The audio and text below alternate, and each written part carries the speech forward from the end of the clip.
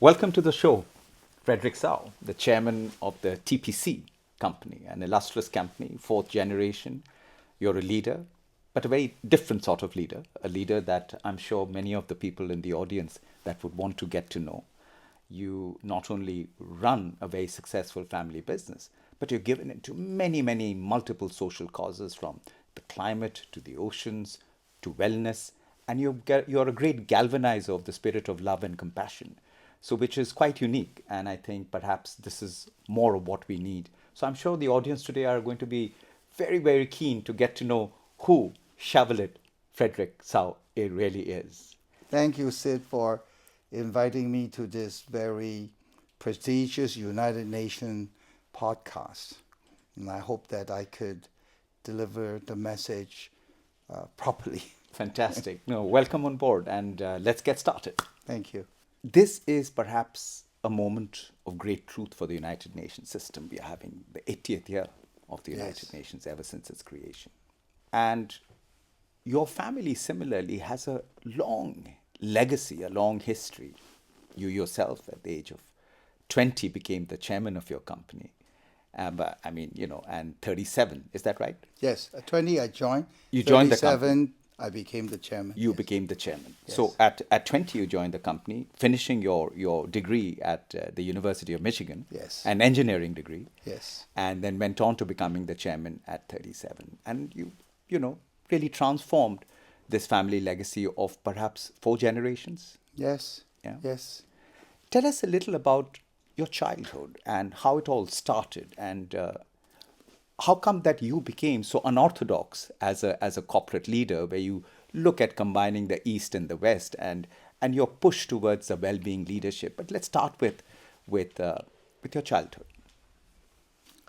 Well, I grew up in a house with a lot of people. First of all, there's my 4 siblings, and there's always a lot of cousins coming around because my grandparents is there, and so their siblings and their children comes over all the time.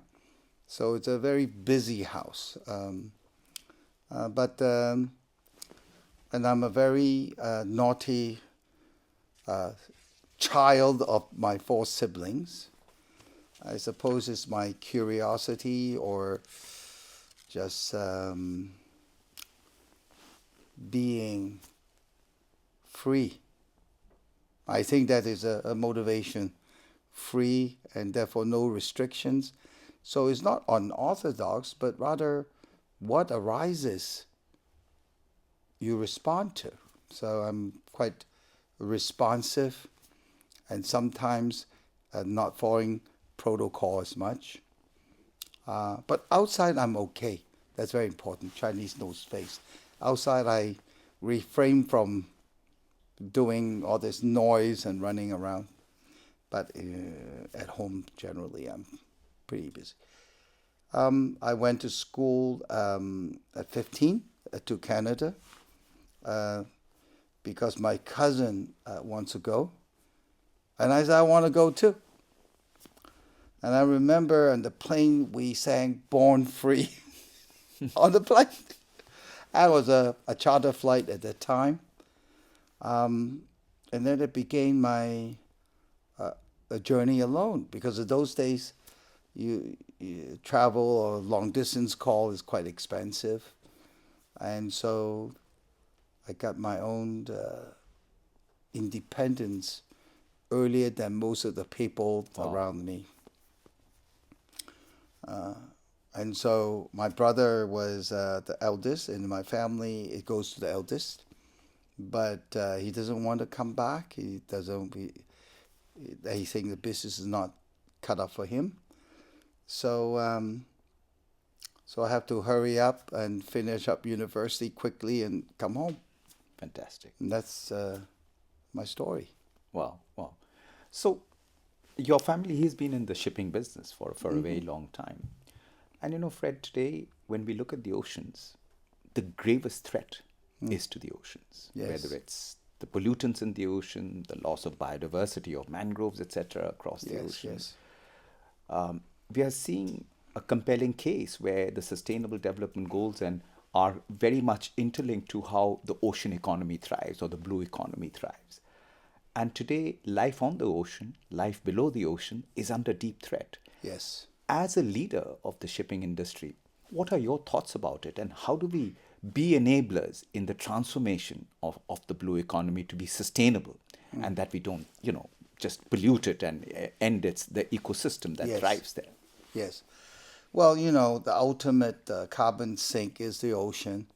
All pollution eventually make it to the ocean, plastic, everything. And so, and ocean also process the majority of the carbon. A rainforest compared to the sea forest is minuscule because the sea forest can process 40 times. Right. It also absorbs heat. It does. So, but it's very difficult. First of all, the ocean does not belong to any country, which makes very difficult. IMO that regulate does not cover the big ocean. Fishing, all that is not their concern. And so there are an area of ambiguity that we need to create because some regulation is needed to be put in there. And on the other hand, the industry does not actually think about biodiversity and ocean conservation. When you start thinking about it, it's not an industry. And everything that goes in the circular economy create an asset class. And that the funding can go in and that you can have a business model and therefore a sustained effort. Restoring the ocean, have the open ocean, but a lot of the ocean is coastal by countries. And fishing village, when you transform them, is not just a environmental, it's social. You also have to look at that circular economy system, whereby they will do preservation and make a livelihood and flourish in the same time. And a lot of these people are indigenous tribes, and they also need to take the modern, expand their mind, but keep their tradition. And most of these tribes are very primitive. They are seeking a balance, looking at harmony, but they recently are also gone quite wild of damaging the environment. So education, healthcare, livelihood. When you think about repairing the ocean, the ecosystem and people around it needs to consider a very complex process of creating the circular economy. So I am trying to scope a project to build, because a businessman entrepreneurship is creating business models. Now these are very challenging integrated business model. How do you integrate the loss leader into a holistic system? And for me, I do land because I used to do palm oil, and I think being a palm oil, I need to find a solution palm oil. Now I'm trying to scope a project to restore ocean and finding a formula for this. Hopefully we can bring it into an asset class. So there are a lot of ocean tech, so forth. They are not done by maritime people. So I'm trying to see if I can raise an ocean fund. So the maritime people are advising and working the system from early stage of idea to finally become an asset class. Right. And maritime people likes to invest in maritime because it's a unique thing. We know buoyancy, current, wind, waves. It's not like the land. True. Very true. So, back in 2018, when I was the UN resident coordinator in Kenya, I actually co-convened with the Kenyan government a Blue Economy Conference, which was co-sponsored by Japan and Norway.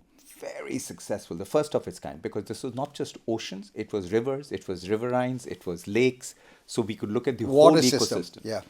And then, Fred, they looked at the ocean economy in Africa alone, or the blue economy in Africa alone, would be about $7 trillion by 2030. That is the potential.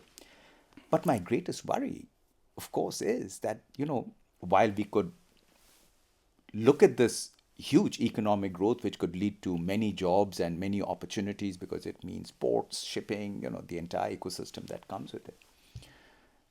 However, I believe in Africa there's also a massive opportunity of making sure that we don't deplete the ocean reservoir or the entire ecosystem and really advance it from that thing. So I think, people like yourselves, people like Ray Dalio who are really, committed to this, we would need much more leadership from the private sector because they will be the drivers of that economy. Governments are not. It is really the private sector which is.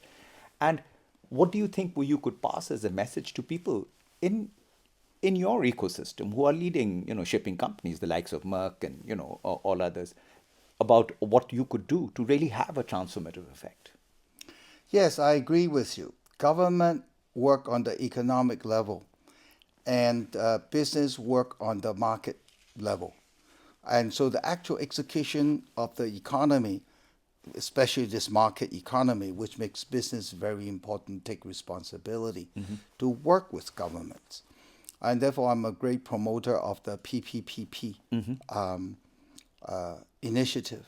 We have also number 17 foundation that works on these relationships. Look at the oceans. There are many ocean conferences. I just been to the ocean conference in Nice, but there was one just earlier in Japan. Correct. And then there are even smaller forum.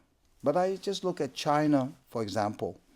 Tonight I'm going to have dinner with the party secretary of the Dalian Ocean University. They are working on something very interesting. But I realized that China has 9 ocean universities, but they don't really talk to each other and know what everybody is doing in each area. And not to say the oceans connected, but this go all the way to Indonesia. So one of the things I think we can and need to do is to help bridge these initiatives so that it become more efficient. And so I'm planning a ocean research forum because they have so many ocean research center. They need a platform to share, and they need a platform in Asia, which I focus on, with all the biodiversity studies over there. So at least we have an exchange of knowledge, of work. And maybe we found a way that we don't waste time doing the same thing by everybody. And so we can have more big data sharing and work sharing. And then all these conference, like, Japan's Ocean Conference, of course, has a tilt to Japan area or in Africa. And then United Nations has that.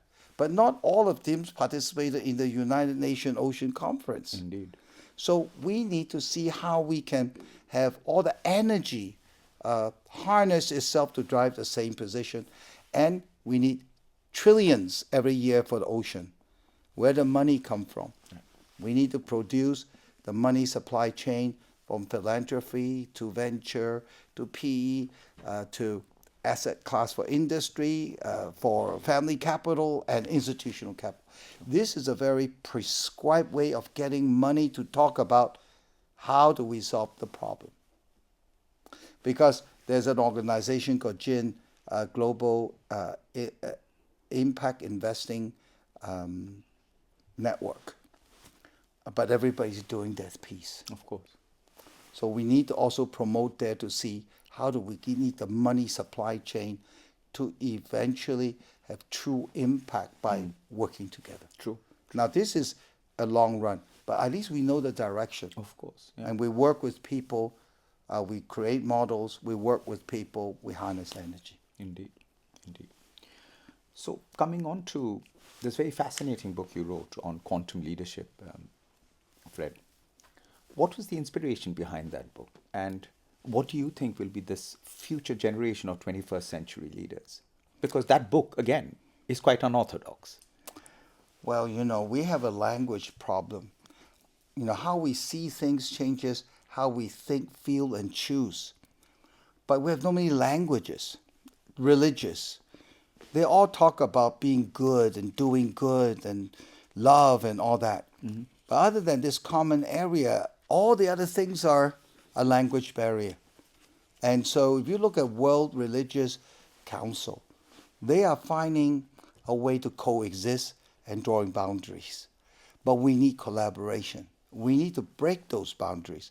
Now, quantum science create a paradigm that can actually bridge the concepts.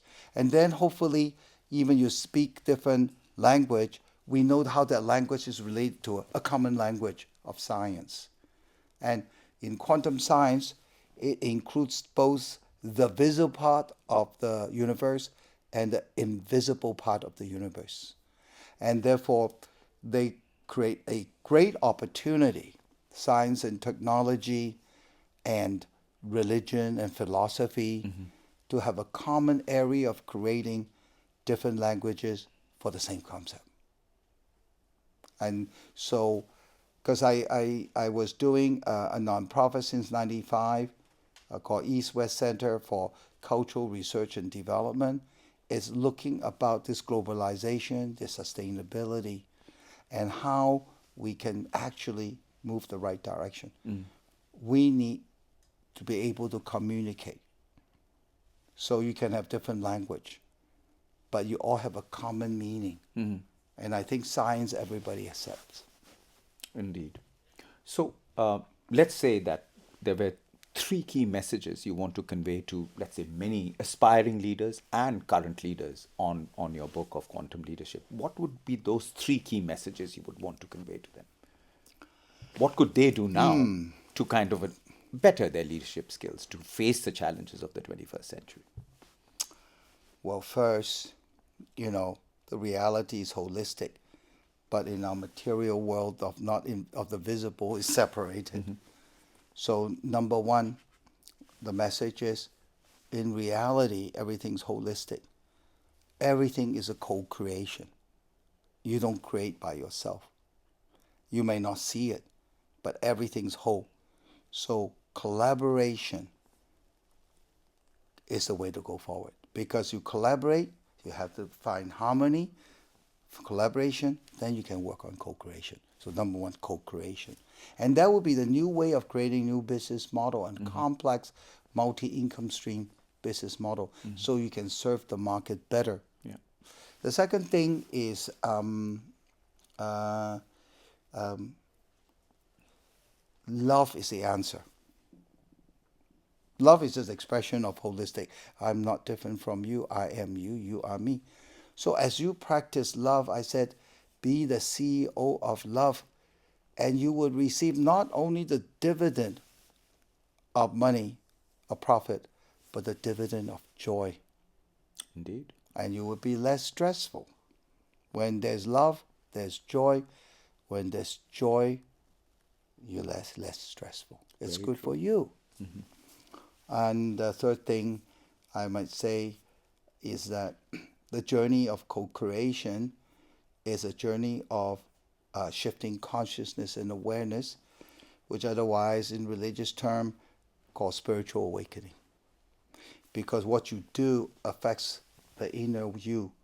And, well-being, happiness is an inner state. So as you do the thing, you move yourself to inner state. You have the ultimate to meet our common aspiration, because we all want to be well and happy. And not only us, our family. In fact, we wish all is well and happy, because only all is well, I can be well. So if you move on this journey of quantum leadership, which is your deepest motivation of your true self in expressing your life and then your work, of course, then as leadership, it will flourish. Beautifully said. I think, which really also speaks to your many years or decades actually trying to bridge Eastern and Western philosophies. So when did you see them as clashing or being harmonious? And, what has inspired you in that trajectory? Well, one of my old friends is Professor Du Wei Ming, and he sits across the office of Huntington. So the dialogue of civilization versus the clash of civilization. And we had talked about that. It is both. It's yin and yang. Mm-hmm. Without the clash, the Tao doesn't work. The opposite works because you have the opposite. Without challenge, you have no evolution. Without no pain, no gain. Mm-hmm. So these things are actually the same thing. They are paired into the existence. And we share the same thing. Everybody is born to ask the existential questions. But many says there's no answer, I gave up. But it doesn't mean it's not in you, because that is a universe coded question Mm-hmm. for us to find truth. Mm-hmm. So we just need to go inside, for truth is inside us. Like Christian says, God is inside you. In stillness you will find me. Mm-hmm. True. And very much true in the Chinese culture. Indeed, it's there in Buddhism, it's And, there and in also the Taoism. Indian culture. Yeah, yeah, it's very The much very reality rooted there. Yeah, is in our mind. yeah, yeah. Indeed, and so therefore, I want to understand the inspiration of Octave, which you created. So, what led to the creation of Octave?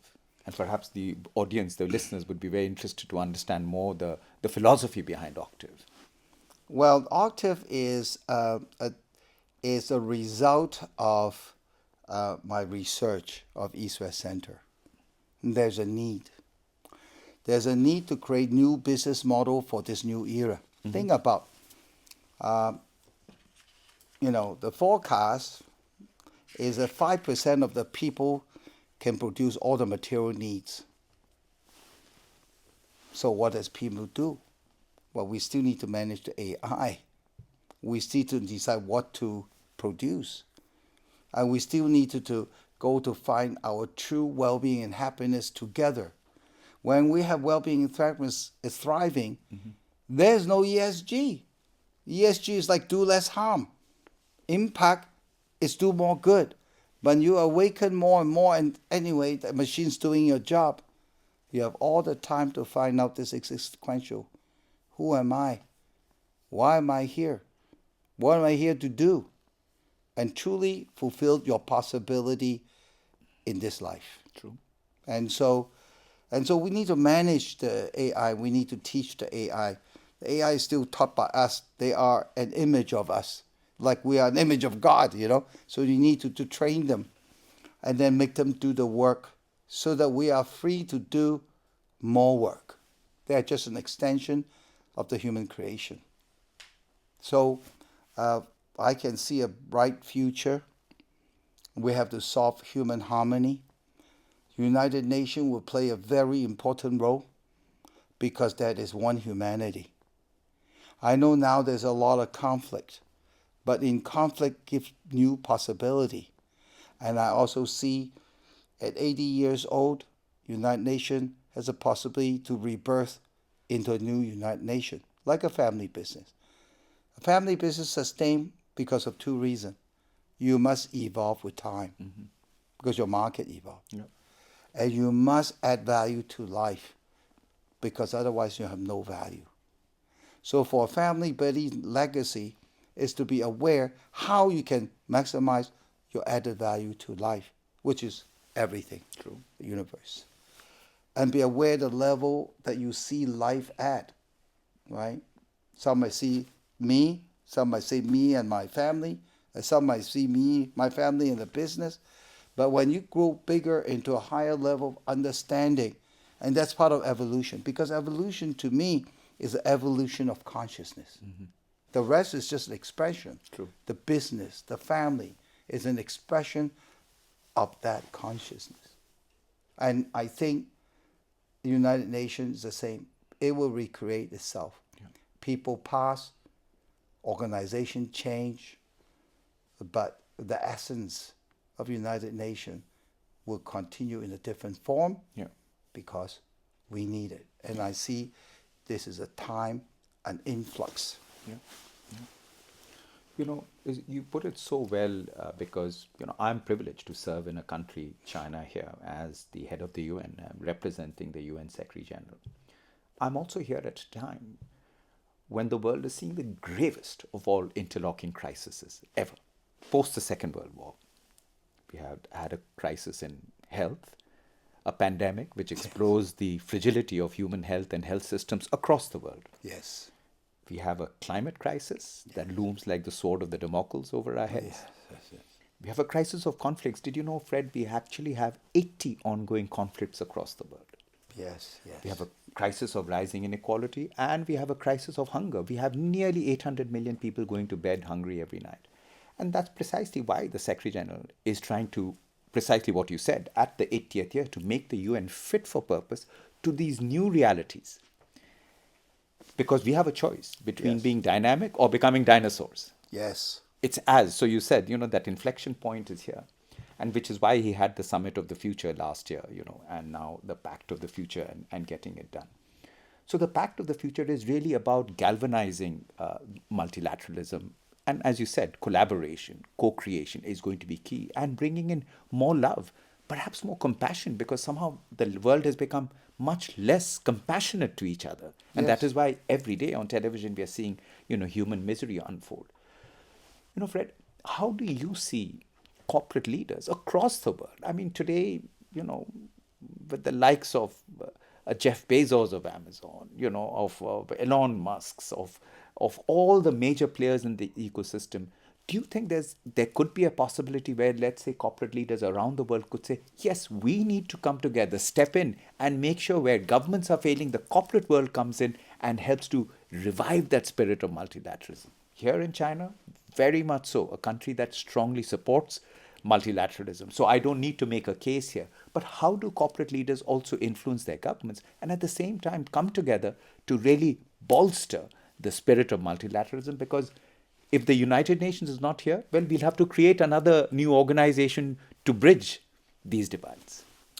Well, first of all, I think Jeffrey Sachs, Professor Sachs, is a brilliant economist. We agree that the core of the crisis is an ethical morality crisis. So he runs these events every year in different countries to explore that. But I think the executioner should be done by business because we are the most impactful in changing culture, Yeah. right? And 70% of GDP is controlled by family business. Now, family business is a better alignment to the gender because corporate has a different structure. And it's not easy to move that structure because your shareholders so many. And, funds after funds, they're looking at returns. So even they personally have great morality, they can't move the system. So the people that can move the needles is exactly this family business. And of course, earlier one family business could be Elon Musk and these people who was beginning a family business. But the alignment is there. Family business look at sustainability, look at succession, look at values, look at legacy. They look at how we can sustain. It could be even from ego, I want me to sustain, but this is the concern of family business.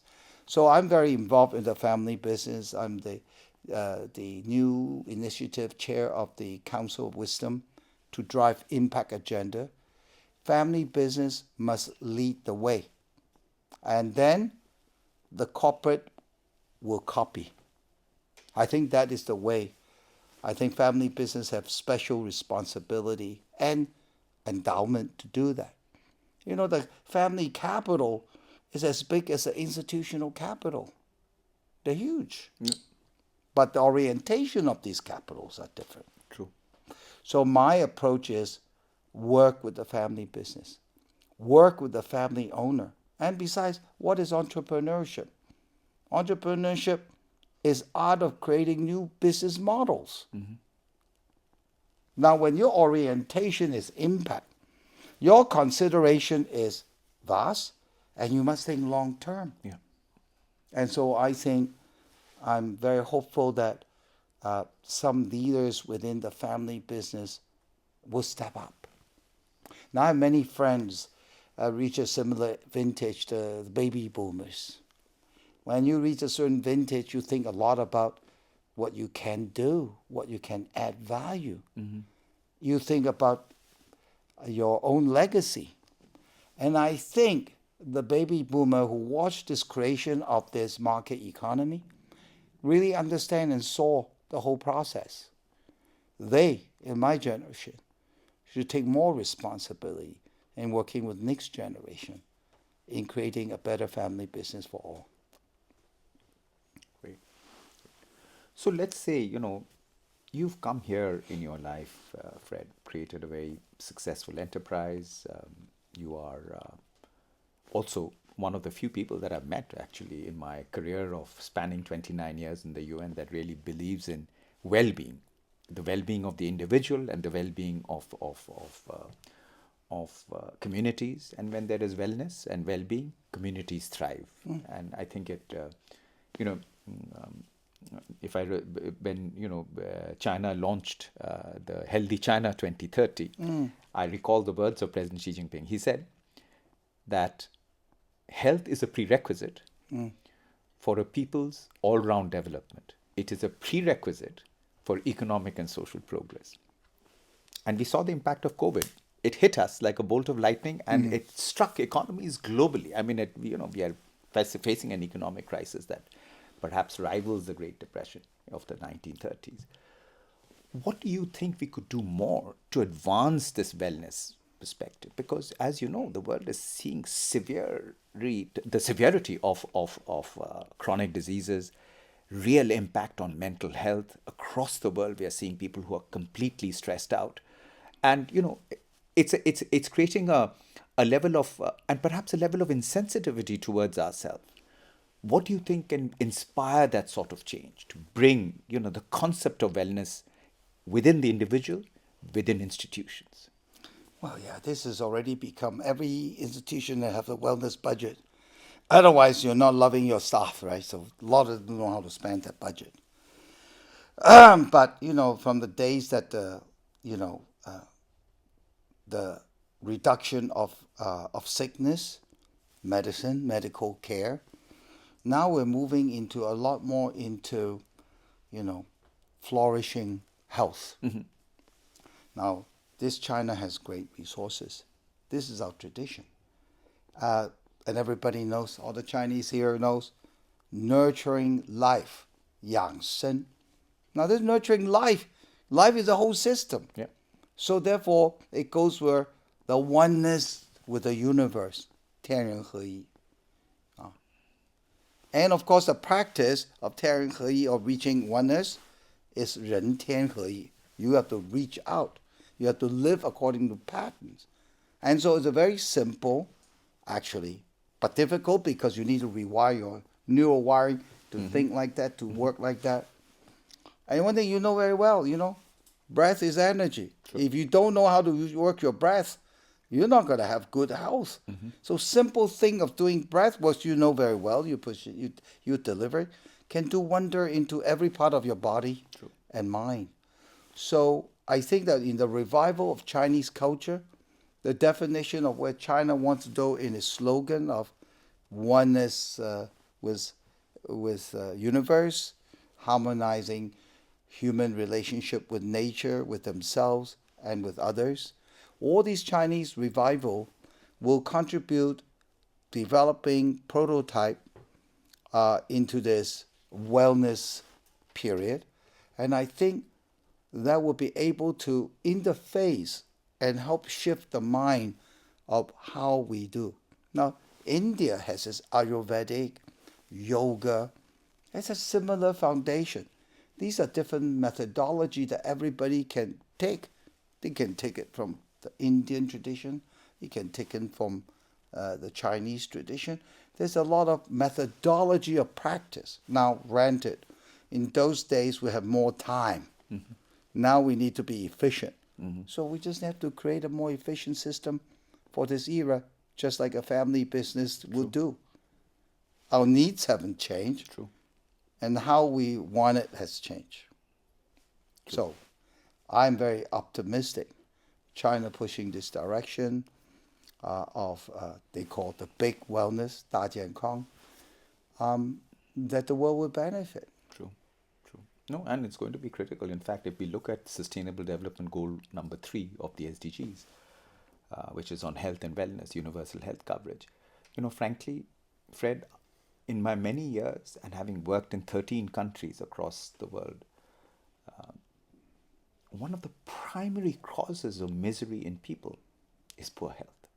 And that comes from the lack of proper nutrition, the lack of proper, wellness, the lack of proper health, the lack of proper preventative care, the lack of knowledge on health, how people can actually take care of themselves. Because really seen the correlation between poor health and mental health. Actually, health is at the foundation of our overall wellness. I mean, 5 years ago, my story where Yes. I used to suffer from all the chronic diseases. Today, I've changed my life. But what I did was, Fred, was to do a deep dive into Chinese Taoist practices Oh. and to look at pranayama and yoga. And what I managed to do was to kind of bridge it together. I believe the ancients in this part of the world knew something, and that is why for thousands of years they've been practicing it. Sometimes, when I was much younger, I used to say, why are these guys sitting there in those mountains and meditation? Don't they have anything better to do? But today I understand that it can actually be, quite. That's what you really need to do. Yeah. That Healing. no, and that is why I'm quite addicted to it. So in fact, Guangji, the famous Taoist philosopher, said that in the breath there's not just power, but there's magical power in it. And I have to say, I have experienced a little bit of that, without a doubt.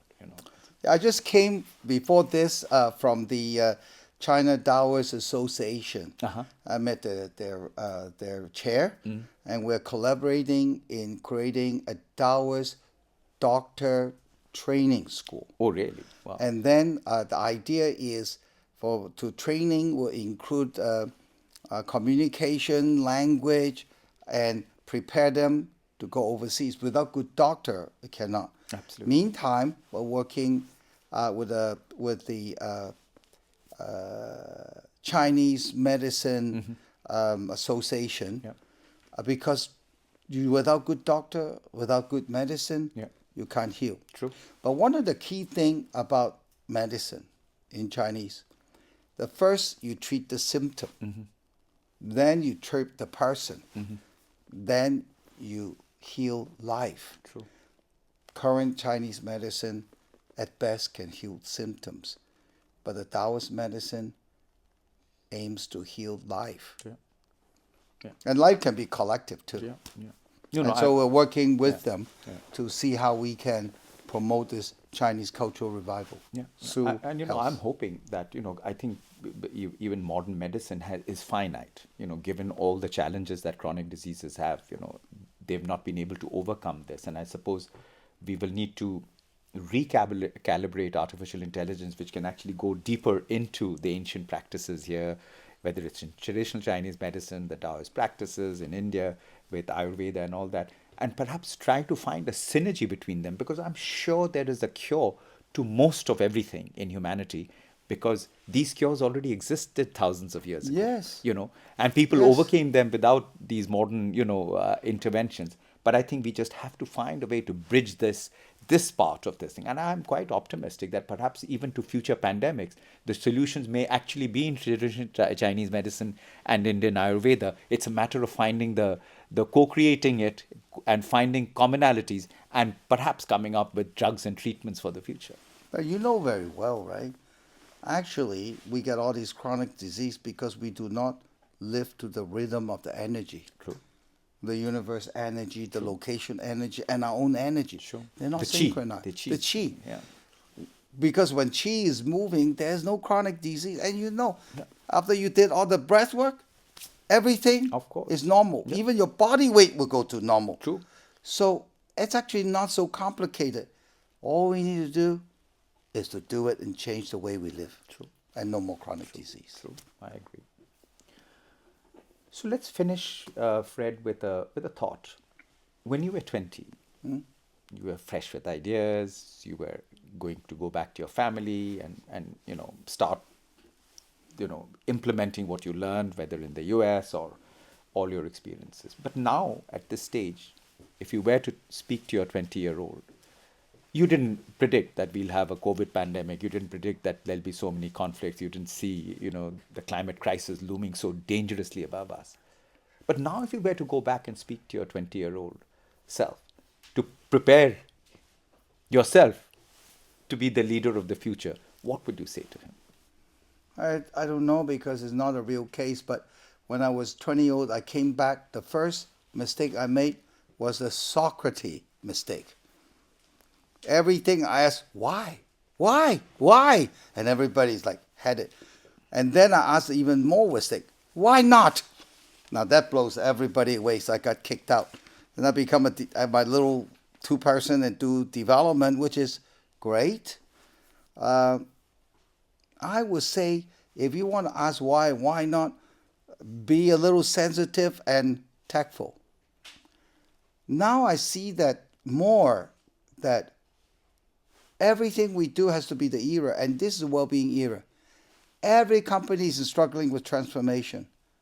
We know we need to do that. We need to have confidence. Chinese government asked for confidence. The confidence in direction, the confidence of theory, the confidence of your process and structure, and the confidence of your own culture. Mm-hmm. Chinese government asked us. And I found that is true. Without confidence, you always have doubt. First, find your own calling. The earlier you find calling, the earlier you develop this no doubt confidence, you will go further.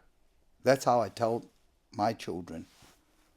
It's not important to come back and help me or not.